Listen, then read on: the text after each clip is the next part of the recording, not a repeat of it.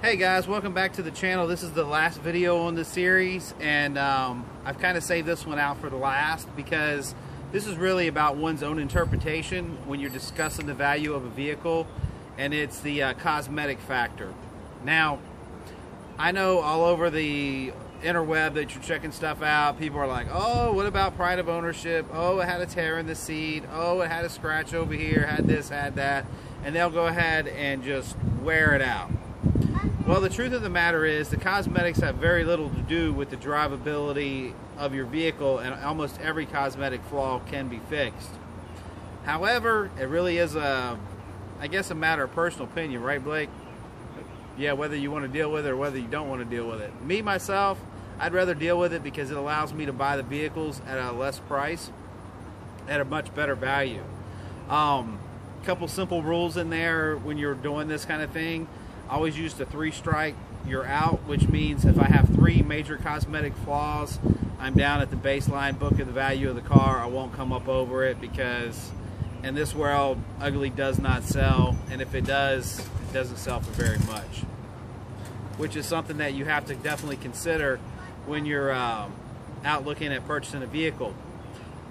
If a vehicle's been smoked in, that's a really hard cosmetic thing, but it can be cleaned out. You can take all the seats out, do all that stuff, but you need to make accommodations for when you're buying the vehicle that you don't want to spend, you know, give yourself $500,000 to clean up a smoker's vehicle. If you got dead paint, you know you're going to take you $200 or $300 to get somebody to polish it out and make it look halfway decent. You know, just whatever it is, it's going to be your personal preference. What I've taught you is how not to buy a car that's wrecked, jammed up, that's not shifting well, that you can drive safely for you and your family.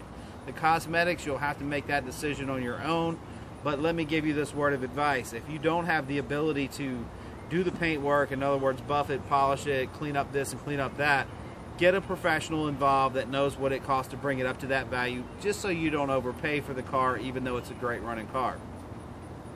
Meanwhile, guys, thank you for joining me on this series, and as always, we support our military. Home front hugs. Get off your butt and go support one of those guys. I don't know, send them some Twinkies or something, make them feel good. Jen's also, she's getting ready to go to Las Vegas. We're looking for some support for her, and she loves all you guys, and she, of course, is the editor, or the administrator, I guess is the word. So if you're feeling like giving me some crap today, remember, she'll be the one talking back to you, which I think is funny.